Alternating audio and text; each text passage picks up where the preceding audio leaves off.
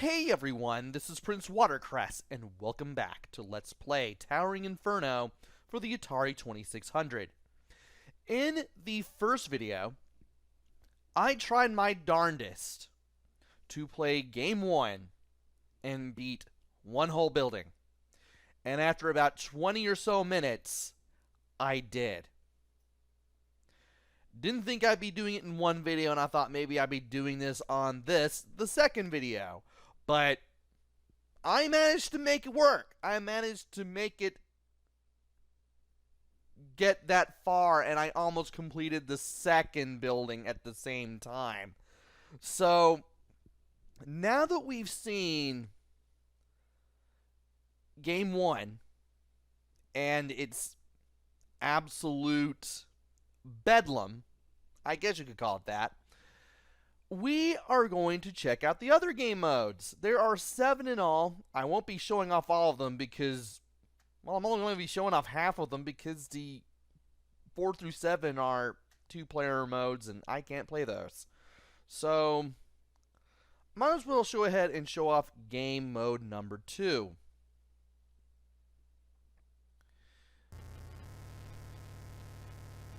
Now, this is the same as what we have seen before. Same gameplay as it ever was. I'll be able to do some of that said gameplay if I could move. But it's going to be a little different when we basically fail. When we lose all of our our firefighters on any given floor. And if the flames would actually move with any rhyme or reason, I'd be able to get around. Thank you, game. And the fires combining and getting bigger and making it harder for me to do virtually anything here.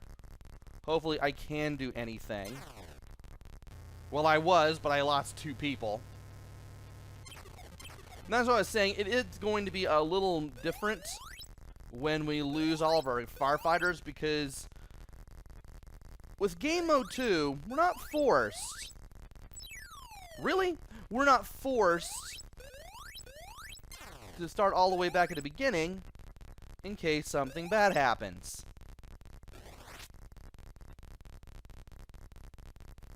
If I could... There we go. Didn't get stuck on the wall there. Because if we lose all of our firefighters on any given floor, we can start where we left off. We keep our score, we keep our progress. So if we need to practice with, say, floor 9 of a building, we can.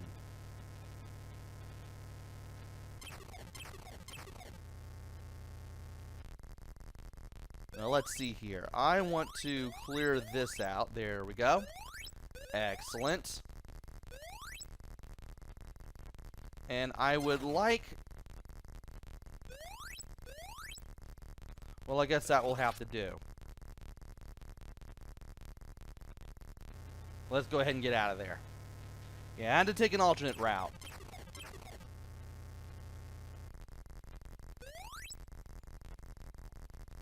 And now it's time for screen 6.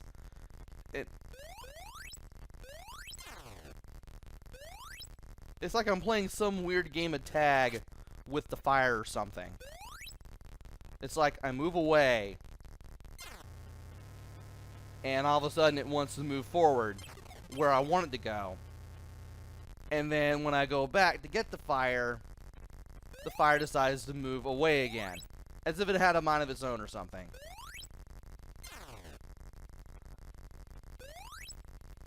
And this fire really seems to have a mind of its own. Come on, get out of there. Cool. Great.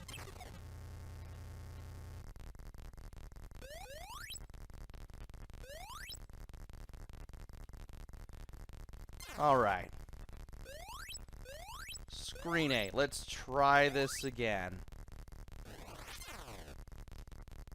Let's get out of here. Perfect. Well, I seem to be doing a little better now. I don't know why it was so difficult before, but I just know that it was.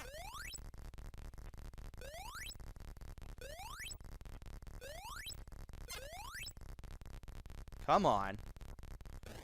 And we may see what happens. I guess not. I'm about to say, I think we're about to see what will happen if we get trapped.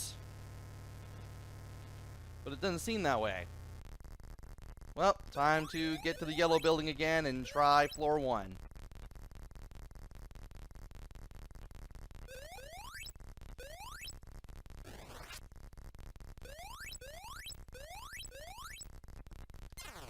And wanted to get those flames out of the way. I ended up losing one of the people I wanted to rescue, but, well,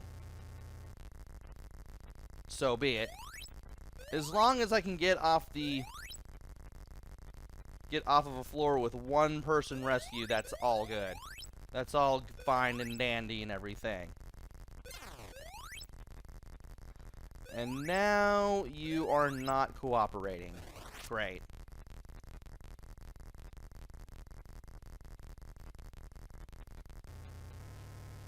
Alright.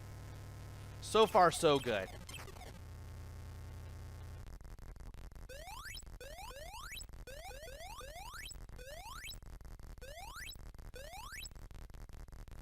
And apparently, being able to turn around, being able to let go of the fire button and then turn around, making this a little simpler for me. Didn't really do that last time, and is helping out a little more. Also, I guess it is true. Sometimes just to get good, you just gotta leave the game alone and then just come back better, I guess. I mean, I'm amazed I was able to beat Game Mode 1 in 20 minutes, but, you know, sometimes that doesn't always happen.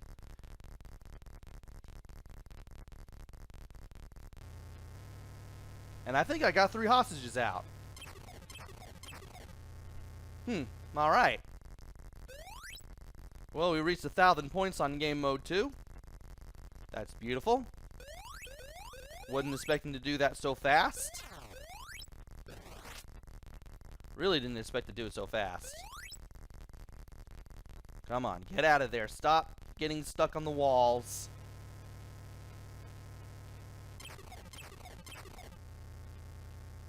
And we should be now on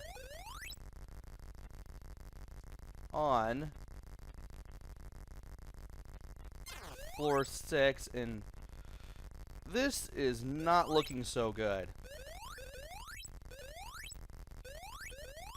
This isn't looking as good as I would like it to look, rather. And I ran right into the fire again. And again. And we're about to see what happens. Well, we died on floor 6 of the yellow building, but I think we press reset.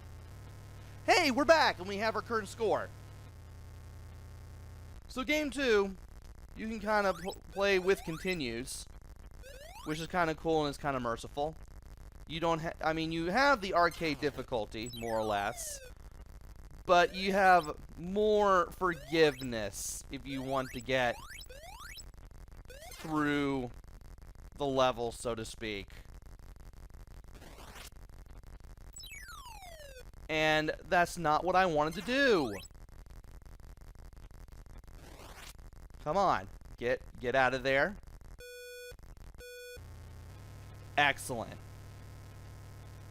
So with this in mind, we may be able to see what color of building we get if we clear the yellow one.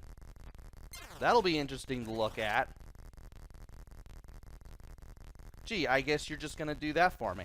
Okay, thanks, Flames.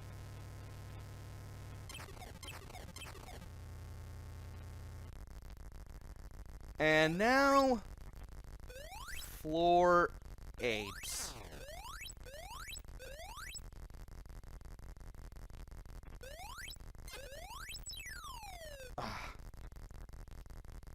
Once again, no rhyme or reason to how the flames move or even work. Come on.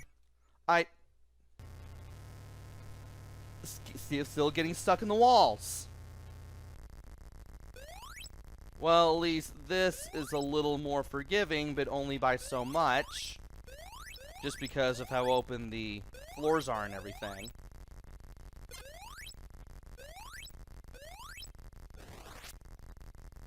And let's see here. Excellent. Once I show off what color building we're going to have next, I think I'll go ahead and head to game mode number 3.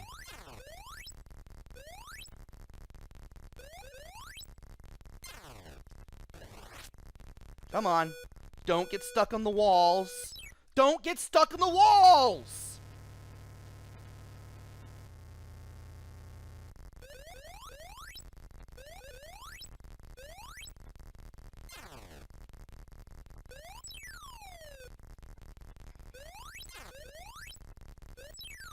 Oh my word. And I'm gonna get... Stop! Game, let me clear this floor. That is one of the most annoying things about this game. Really easy to get stuck on the walls. Especially near the end of the game.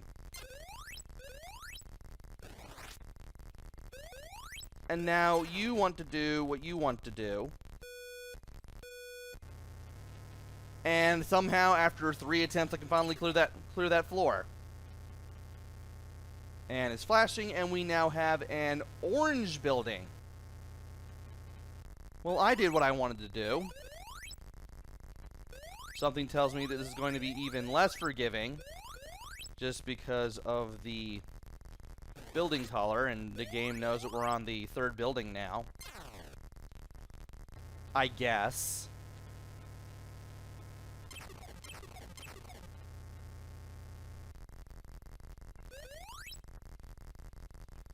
And now it's time for floor 2. And if I could stop running into the fire, that would be great.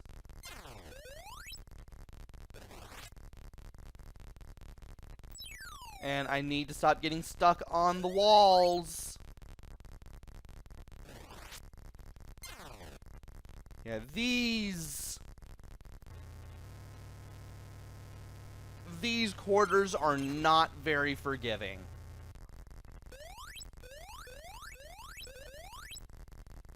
And I would like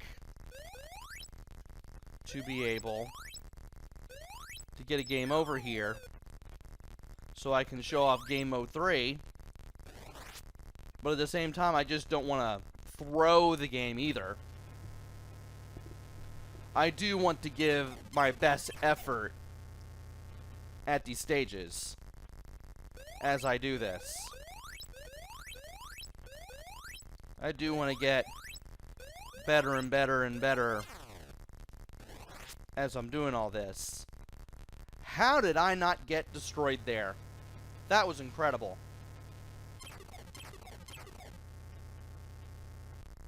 I'm guessing the fire just jumps. It doesn't like travel in a straight line. If you're in that straight line at any given time, you just get hit and sent back to the beginning. Apparently it just isn't that simple. It's just, okay, this is where the flames are going to be at any given moment, and if you're in this spot when the flames show up, or when a flame shows up rather, it's curtains for you. I guess. I'm trying my best to explain it, and I can't really explain it all that well. And that was easy. Lucked out on the level layout right there. That was cool.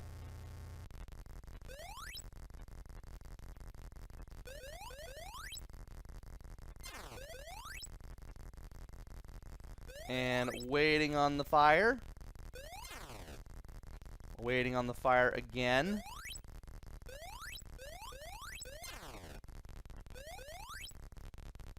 Oh. Well, I guess we're about to... Yeah. We're about ready to lose there. So, you know what? I think it's better if A, I get these cords out of my way. And 2, I switch to game mode 3. Now, game mode 3 is continuous play. If you lose a floor, you get to repeat it, which is nice.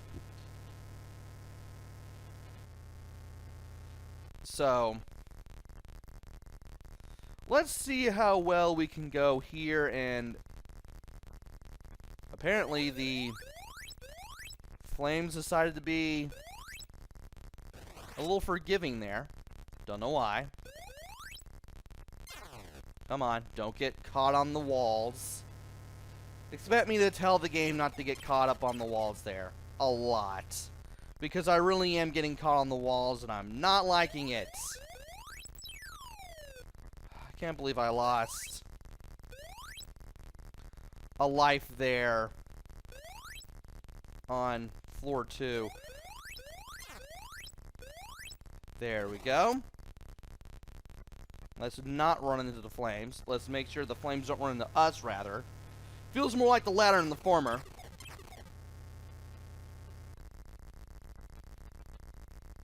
And... wow. That took a little bit of finesse. And I got hit there. Great.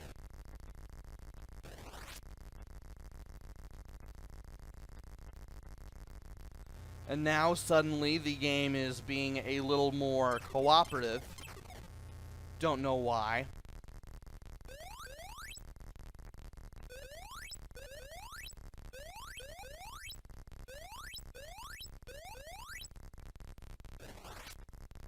And now, let us go diagonally, get through here.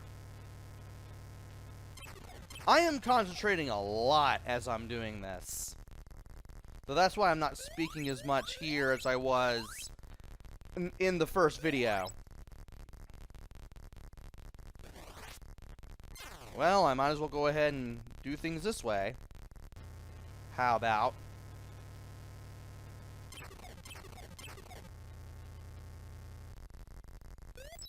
And did not want to get hit there.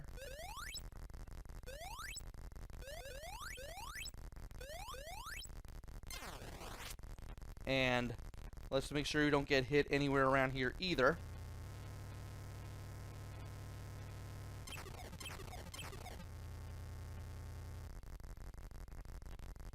And I seem to be doing rather well, all things considered. Come on.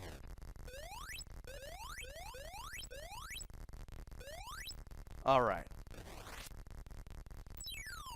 Why did I run into that? Why did I run into that? That was terrible. Not as well as I could have done that floor, but what can you do? And I'm running straight into a fire to start off the 8th floor.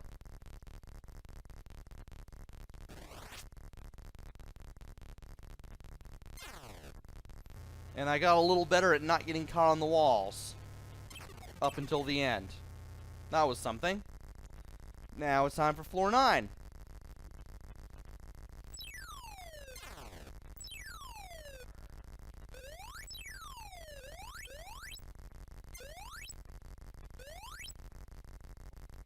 Alright.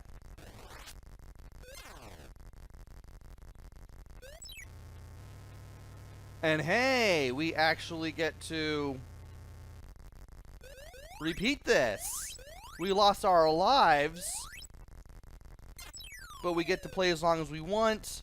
We don't have to worry about continues or anything like that, which is really neat.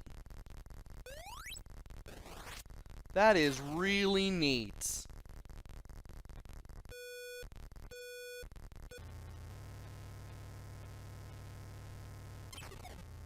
Now let's see what happens if we restart. Yeah, we restart. Cool. So if you reset the game at any point, even on game 3, we'll reset the game. Cool. And we can start again that way. But you have infinite lives in game 3. And if you lose all your firefighters or run out of time, you just get to do the floors over again. You just get a chance to learn how to do stuff. The game never ends. Unless you reset or power off. That's cool. Now, to talk about the other 4 game variations, which are all 2-player modes. Game 4. Players alternate turns on each floor. The game ends for either player when he misses a floor. So, 2 people play, and if either of them miss a floor, it's game over. And then the other person plays until they game over. Fair enough. Game 5 is 2 players and continuous play, much like Game 3. Players alternate turns by floor. So player 1 plays floor 1, player 2 plays floor 2, kind of like on Game 4. Any player missing a floor is restarted on floor 1 of the first building. Wow. Though there's even more competition going on in Game 5. Judging by the PDF that I'm reading of the game manual. That's interesting.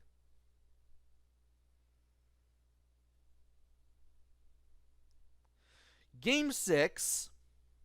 Players alternate turns by floor. Any player missing a floor repeats that floor. So less competition than Stage 5, or Game 5. More forgiving than Game 4.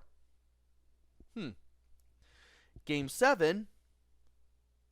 Players alternate turns by floor. If either player completes a floor, both players advance another floor. Game 7 is pretty cool because it's like a 2-player team mode, so to speak. It's 2-player alternating just like games 4, 5, and 6. But if you complete a floor, your friend joins you, and if your friend completes a floor, you join your friend. I do like that.